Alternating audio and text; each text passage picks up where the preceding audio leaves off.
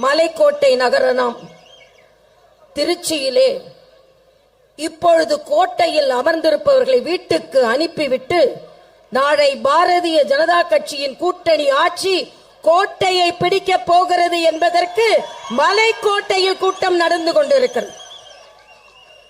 இங்கே மேடையில் அமர்ந்திருக்கும் அத்துணை தலைவர்களுக்கும் எனது வணக்கம். தம்பி அண்ணாமலை அவர்கள் இங்கே வீற்றிருக்கிறார்கள். மரியாதைக்குரிய சுதாகர் ரெட்டி அவர்கள் வீற்றிருக்கிறார்கள். மரியாதைக்குரிய நயினா நாகேந்திரன் அவர்கள் வீற்றிருக்கிறார்கள். எல்லோரும் அதில் கூட உள்ள அனைவருக்கும் எனது வணக்கம். கருப்பு முருகானந்தம் அவர்களுக்கு முதலிலே எனது பாராட்டை நான் தெரிவித்துக் கொள்கிறேன்.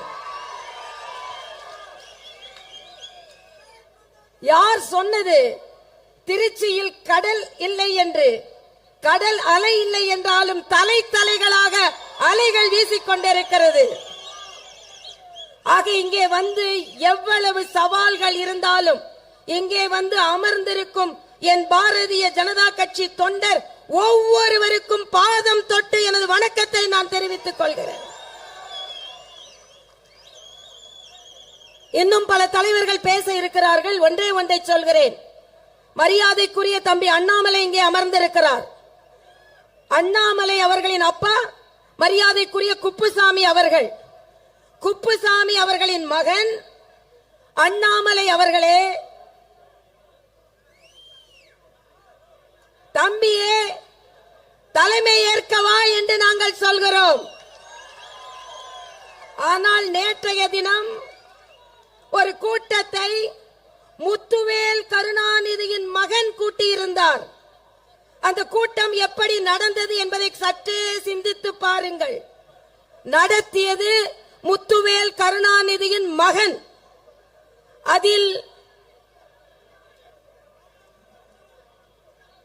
தொகுதி வரையறையை பற்றி பேசியது முத்துவேல் கருணாநிதியின் பேரன். அங்கே தீர்மானங்களை நிறைவேற்றியது முத்துவேல் கருணாநிதியின் மகள்.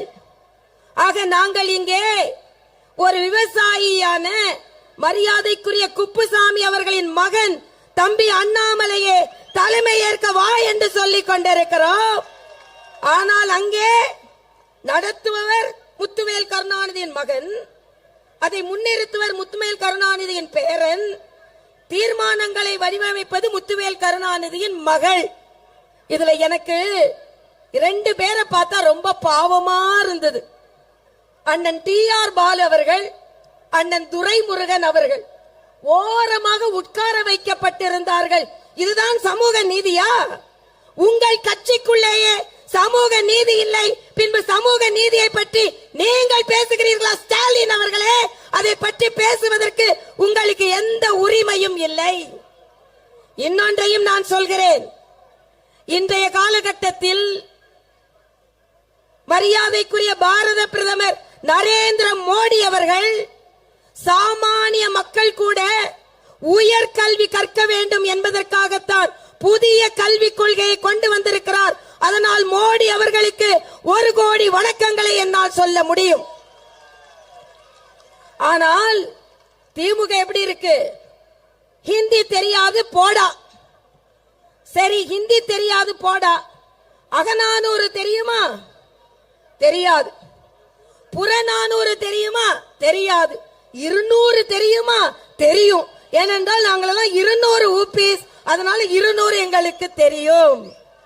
ஆக ஹிந்தி தெரியாது போடாம்பீங்க, ஆனா அகநானூறு தெரியாது, புறநானூறு தெரியாது, ஆனா 200 தெரியும். ஆனால் உங்களிடம் ஒன்றை சொல்லிக் கொள்கிறேன்.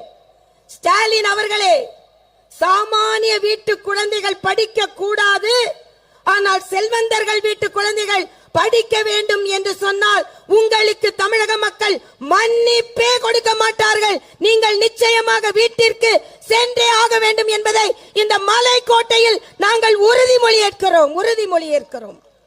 இன்றைய காலகட்டத்தில் எதற்காக நாம் இங்கே கூடியிருக்கிறோம்?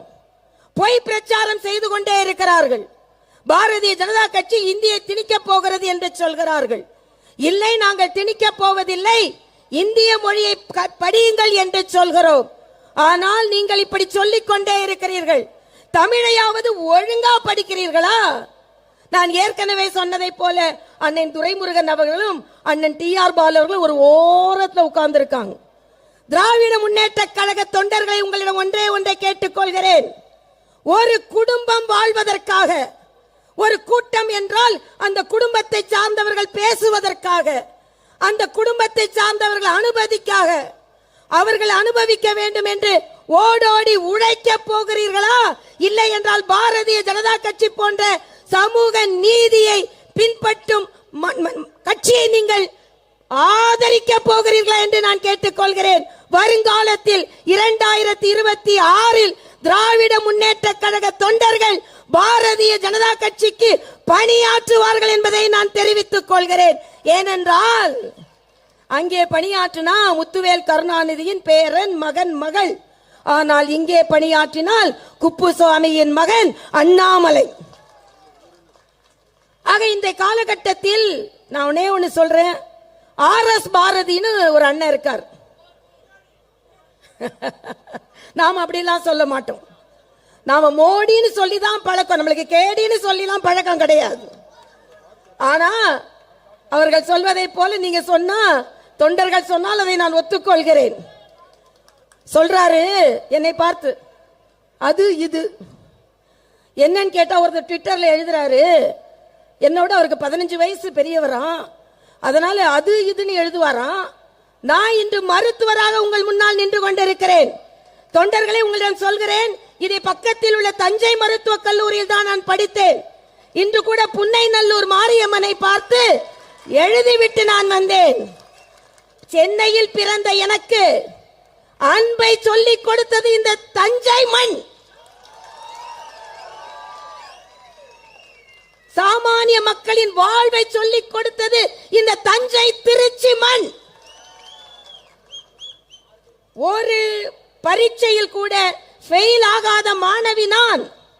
உயர்கல்வி படித்திருக்கிறேன். இதுவரை இந்தியாவில் ஒரு சிலரே படித்திருக்கின்ற பீட்டல் தெரப்பி என்ற படிப்பை படித்திருக்கிறேன். ஆனால் என்னை பார்த்து சொல்கிறீர்கள் என் தந்தையின் கோட்டாவில் நான் படித்தேன் என்று.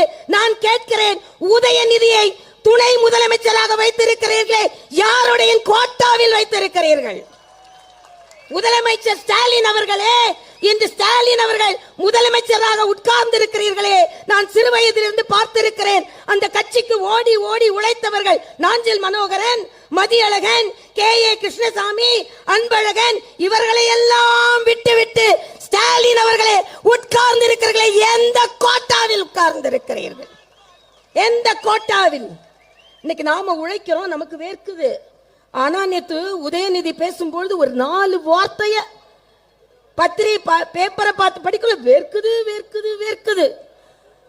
அப்ப தகுதி இல்லாமல் ஒரு இடத்தில் வைத்திருந்தால் நிச்சயமாக உங்களுக்கு வேர்க்கத்தான் செய்யும். அதனால் சொல்கிறேன், இன்றைய காலகட்டத்தில் பாரதிய ஜனதா கட்சி நிச்சயமாக வெற்றி பெறும். அதற்கு புதிய கல்விக் கொள்கை என்ற தமிழ் வழி கொள்கை. கனிமொழி அவர்களை கேட்கிறேன், இன்று சொல்கிறார்கள், மரியாதைக்குரிய நிர்மலா சீதாராமன் அவர்களை பற்றி சொல்கிறார்கள். நான் கேட்கிறேன், கனிமொழி அவர்களே, இந்த தமிழிசை 5வது வரை தமிழ் மீடியம் பள்ளியில் படித்தேன். தமிழ் அறிஞரின் மகளாகிய நீங்கள் எந்த வழி கல்வியில் படித்தீர்கள்? தமிழ் மொழியை வளர்க்கிறேன், தமிழ் மொழியை வளர்க்கிறேன் என்று கலைஞர் கனிமொழியை தானே வளர்த்தார். தமிழ் மக்களை பாதுகாக்கிறேன், தமிழ் மக்களை பாதுகாக்கிறேன் என்று தம் மக்களை தானே பாதுகாத்தார். அதனால் தான் சொல்கிறேன், இந்த கோட்டை மாநகரில் இருந்து நீங்கள் கோட்டை விட போகிறீர்கள், நாங்கள் கோட்டையை பிடிக்க போகிறோம் என்று சொல்கிறேன்.